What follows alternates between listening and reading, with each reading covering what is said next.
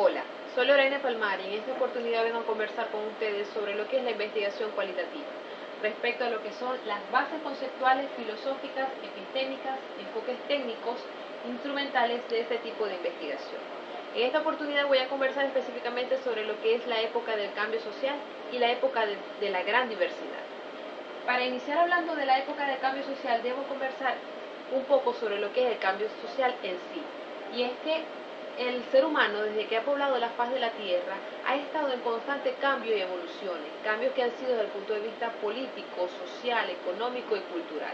Cuando hablamos de este tipo de cambios, podemos conversar un poco sobre lo que son los líderes sociales, los líderes de cambio social. Específicamente, puedo conversar con ustedes sobre lo que es el líder religioso. Y vale mencionar a quien fue Jesús de Nazareno, quien a través de su ideología del cristianismo trataba de cambiar la forma de pensar de los individuos para la época.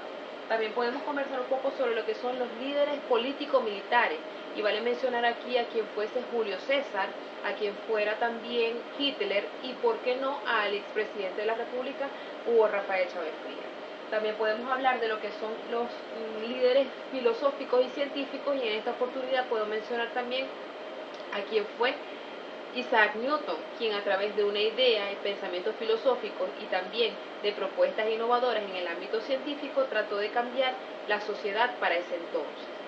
También podemos mencionar algunos protagonistas en lo que fueron piedra angular en el aspecto del quehacer científico. Para ello puedo mencionar a quien fue Augusto Comte. Él planteaba las estructuras de la sociedad que podían ser estáticas y dinámicas. También podemos hablar de quien fue Carlos Marx, este científico o este pensador, para ese entonces manejaba lo que eran las estructuras sociales dominantes y dominadas. Él estableció un cambio social desde ese punto de vista. También puedo hablar de autores como Weber, quien planteaba que el cambio social no se daba únicamente por las estructuras económicas, sino la forma de valorar y las percepciones que podían tener los individuos. Para ello entonces podemos hacernos la interrogante, ¿hacia dónde nos conduce el cambio social? ¿Y de dónde parte ese cambio social? El cambio social definitivamente parte de lo que son los individuos como tal. Y vale mencionar entonces en esta oportunidad lo que es la lectura de Raúl Fornet Betancourt, cuando plantea la importancia de lo que es la filosofía intercultural latinoamericana. Y es que él establece que esta filosofía es propia, es autóctona de nuestro continente, al tratar de deslastrarnos de lo que es la filosofía eurocéntrica. Esa filosofía que de alguna manera nos lleva a un proceso de asumir una idiosincrasia o una identidad que no nos pertenece. El cambio social debe ser propio, debe ser auténtico de nuestro continente, y es allí donde parte realmente lo que es el proceso de cambio, incluso desde la investigación cualitativa. Ahora bien, vamos a conversar un poco sobre lo que es la época del cambio social en sí, y esta parte de 1950 a 1970.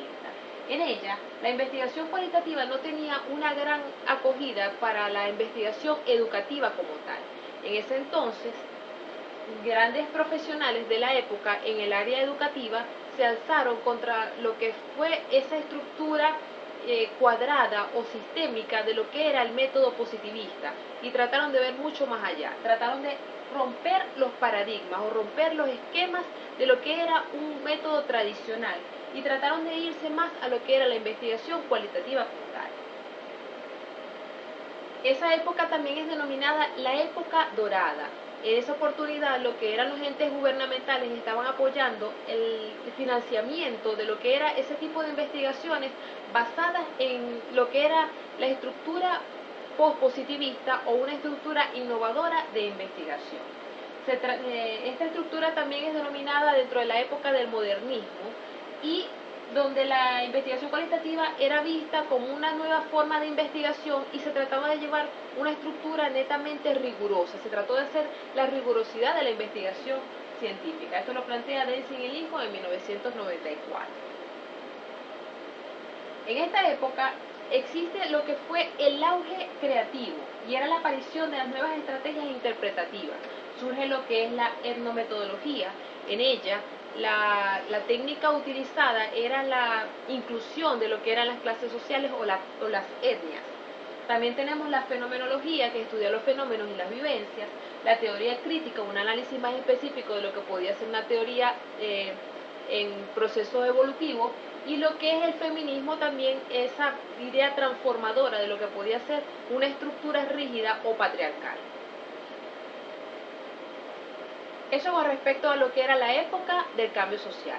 Ahora, la época de la gran diversidad, que abarca de 1970 a 1985, comprende lo que eran los géneros desdibujados, borrosos o imprecisos, como lo plantea Delsing y Lingo. ¿Cómo que desdibujados y borrosos? Porque de alguna manera no había una claridad de lo que era el uso de un método o de una estructura investigativa. Es por ello que se podía ir pasando de una a otra, por ejemplo, el interaccionismo simbólico, el constructivismo, las indagaciones naturalistas, el pospositivismo, la fenomenología, la etnometodología y otros paradigmas éticos. Pero en esta época se consideraba la diversificación de estrategias para recogida de información. Se denominó la madurez en la búsqueda de información, porque entonces en ese momento se podían utilizar diferentes métodos, pero es donde se afianza realmente el proceso investigativo a través del análisis estadístico de los datos. Se introduce lo que son las herramientas tecnológicas e informáticas para dar más sustento o mayor rigurosidad a lo que era el análisis de esos datos. Con esta parte entonces culmino lo que es las etapas de la investigación cualitativa. Posteriormente se estará conversando sobre el pospositivismo y sobre la posmodernidad, que va a estar enfocado en un próximo encuentro. Muchas gracias.